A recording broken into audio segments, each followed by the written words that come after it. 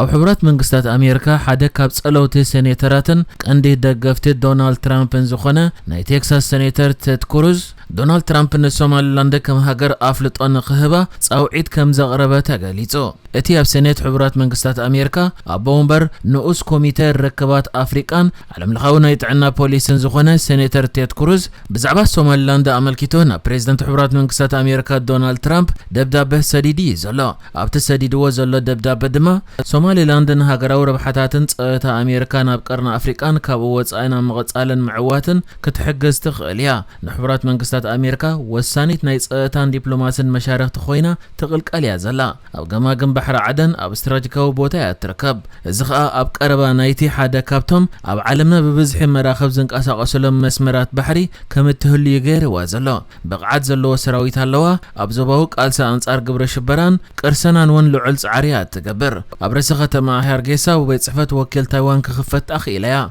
مس اسرائيل زلو زمدنا ون محيال صعيريا نسمعات ابراهامون دغيفايا بمبال تيد كروز بريزيدنت أمريكا دونالد ترامب أمريكا نسوماليلاند كم هاجر أفلطو كتبايو صاوعيت أغريبو زلا نزي تيد كروز ناب دونالد ترامب أغريبو زلا صاوعيت بزملكت بوغن سوماليلاند نأدا زركب زلو خوينو منستر وصاي قدايات سوماليلاند عبد الرحمن داهر آدم دما نتيد كروز أمنا نمسغنو يلو حدا كفلطات أو فرتن وورلد ريميت زتبهاله ገንዘብ ካብ ናብ ሃገራት ኣምስጋር ኣብ ጥቕሚ ዝውዕል ቴክኖሎጂ ካብ ዝመሃዞ ሓደ ዝኾነ እስማኤል ኣሕመድ ድማ ነቲ ናይ ተድ ክሩዝ ጻውዒት ብምንኣድ ሶማሌላንድን ኣሜሪካ ናብ ወደብ በርበራ ከምኡ ድማ 4 ኪሎ ሜትር ዝስፍሓቱ مدبر حيل أير كتكفت كمتخيل بمجلسيو نسوماليلاند أمريكا أقدسنا تلوا بمبال كم هاجر أفلت أخت ركب صاوعيت زغربة مسوماليلاند أمريكا بزتحز الزينة تزوج زلو بريزيدنت سوماليلاند عبد الرحمن محمد عبد الله أبزغرب أوان بحبرات من قصات أمريكا مبصح بمقبر مثل علوة سلطان أمريكا أبلات كونغرسن ناي بوليسي أما خرتن كراخب مخاني يجلس أبزلو ولا وانيو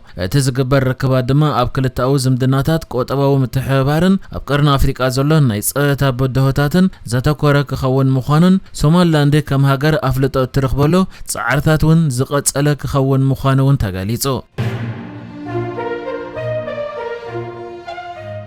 ኢትዮጵያ አፍደገ ባህርን ወደብን ምርካብ እትገብረ ዘላ ጻዕርታት አፍርቅ መገድ በጽሑ ከም ዘሎ ገሊጻ እዚ ዝተገለጸ በሚኒስተር ርክባት ኢትዮጵያ ኮይኑ ኣብቲ ናይ ኢቢሲ መደበር ቴሌቪዥን ናይ ሞባይል መተግበሪ ስነ ስርዓት ምረቃ ኻዩ ብዛዕባ ቀይሕ ባሕሪ ኣመልኪቱ መግለጺ ዝሃበ ለገሰትሉ ኣብቲ ብዛዕባ ቀይሕ ባሕሪ ዝሃበ መግለጺ ጉዳይ ቀይሕ ባሕሪ ፍርቅ በጽሕዮ ናይ ማዕከናት ናይ ሓሶት ትረኻታት ግን ክንብድሆ ኣለና ኢሎ ንስغጽኢሉ ኣብዚ ዝሓለፈ ሸውዓተ ዓመታት ቆጠባ ኢትዮጵያ ብተዓጻጻፊ ዝዓቢ ዘሎ ድሕሪ ምባል ኣብቲ ሃገር ከኣ ሃብቲ ዓቕሚ ሰብ ጽቡቕ ጌሩ ይዓቢ ከም ዘሎ ገሊጹ ንስغጽኢሉ ይኹን እምበር ናይ ኢትዮጵያ ጽቡቕን ኣወንታውን ገጽ ብገለ ብፍላጥ ካብ ሓቂ ዝረሓቐ ሓበሬታ ዝርግሑ ዝተፈላለዩ ምንጭታት ብሕማቕ ክግለጽ ይረአዩ ነዚ ድማ ክንብድሆ ዘለና እዚ ኣንጻርና ዝቐንዐ ከቢድ ናይ ፕሮፓጋንዳ ጻዕርታት ክንቃለስ ኣለና ታሪኻውያን ጸላእትና ምስ ናይ ውሽጢ ሃገር ተሓባበርቲ ኮይኖም ናይ ሓሶት ትረኻታት ብዛዕባ ኢትዮጵያ ይዝርግሑ ኣለዉ ኢሎ ንሱ ወሲኹ ወግዓዊ ምምራቕ ገድብ ሕዳሴ መዓልታት ተሪፉ ኣብ ዘለወሉ እዋን ጉዳይ ቀይሕ ባሕሪ ፍርቂ ይበጽሕ ዘሎ ማዕከናት ዜና ኢትዮጵያን ዲጂታላውያን ማእከላት ናይ ኢትዮጵያን ድማ ናይ ኢትዮጵያ ጽቡቕ ምስሊ ከጋውሓን ብፍላጥ ብደገ ዝመጽእ ዝተፈብረኸ ትረኻታት ድማ ክብድሃን ኣለወን ኢሎ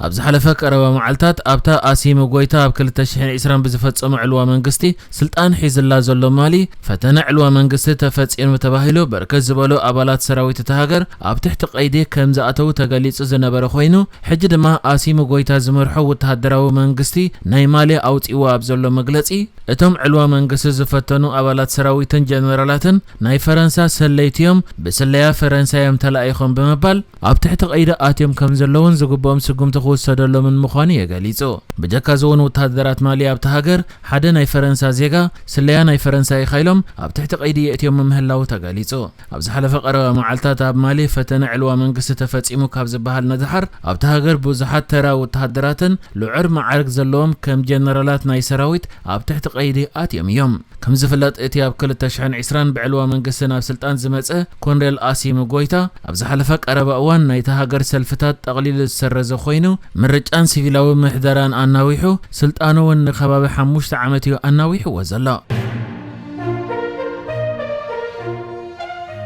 ኣብ ትግራይ እንዳባጎና ወዳ ተጫውዮ ዝተቀትላ ሞት ወዳ በማሕበራዊ ሚድያ ከም ዝተረደእትን እቲ ዝነበረ ኩነታትን ኣመልኪታን ማዕከን ዜና ቢቢሲ ንመጀመርታ እዋን ብዛዕባ ተዘጋጠመ ዘርዘር ሓበሬታ ሂባላ 32 ዓመት ዮርዳኖስ ጋይም ኣደ ኩልተ ቆልዑ ኮይና በኽራ ጓላ 17 ዓመት ክትከውን ካላ እቲ ኻልኣይ ድማ ኣብ ጨካና ጨወይታ ኣትዩ ቅድሚ ሒደት መዓልታት በኣስካሕካሕ ኩነታት ተቀቲሉ ኣስከሬኖ በሓለው ተከብቲ ተረኺቦ ዮርዳኖስ ኣብ ኤርትራ ከም ዝተወለደትን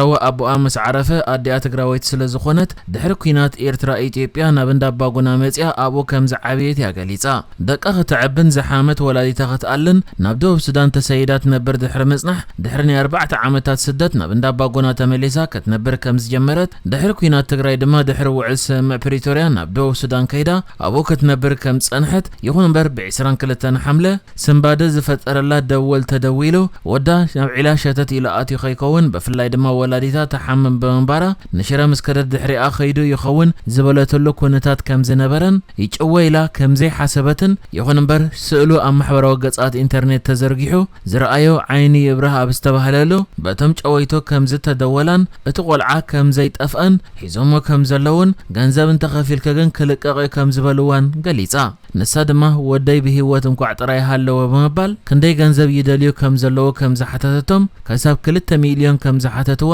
ይኹን እምበር ዓቕማ ከም ዘይኮነን ምስ ኣቦ ወዳ ተረዳዲኣውን ደጊማ ኣግዱለይ ምስ በለቶም ናብ ከባቢ 1,700,000 ብር ከም ዘግደልዎ 600,000 ድማ ከም ዝተኸፍሎምን ብድሕሪኡ ኣብ ወዳ ዝሓተተቶም ንኽትከፍል እናተማሕፀነን ከሎ ዘርኢ ቪድዮ ብምስዳድ ደሓን ሚልዮን ጌርናል ክለና 400,000 ወስኺ ከም ዝበልዋ ድሒራ ከም ዝተገንዘቦቶ ግን ንወዳ ድሮ ህይወቱ ኣስኢኖሞ ኣቐዲሙ ዝተመልአ ቪድዮ ይሰድራ ከም ዝነበሩ ፈለጠት ዝኸ በመንገድ ስድራ ዝፈለጠቶ ኮይኑ ወዳ ሬስኡ ምስተረኽበ ገንዘብ ኣይትኽፈልዮም ናብ ዓደን ዕጥራይ ምስተባህለት እዩ ስድራ ቤታ ናብ ዓደ ምስ መጸት ከርድእዋ ዝሓሰቡ ድማ ኣብ ማሕበራዊ ገጻት ኢንተርኔት ሬሳ ወዳ ከም ዝረኣየትን ናብ ትግራይ ምስተመለሰት ድማ ወዳ መቐለ ናይ ሬሳ ምርመራ ተገይሩ ናብ ሽረ ኣብ ዝኣተወሉ ብሓባር ምስ ሬሳ ወዳ ናብ ሽረ ከም ዝኣተወትን ኣብ ስነ ስርዓት ቀብሪ ውላዳ ከም ዝወዓለትን ገሊጻ ምስ ቅትለት ወዳ ናኦት ተኽላይ ብርሃነ በዝተኣሳሰር ንሓለፍቲ ጸጥታ ከተማ እንዳባጎና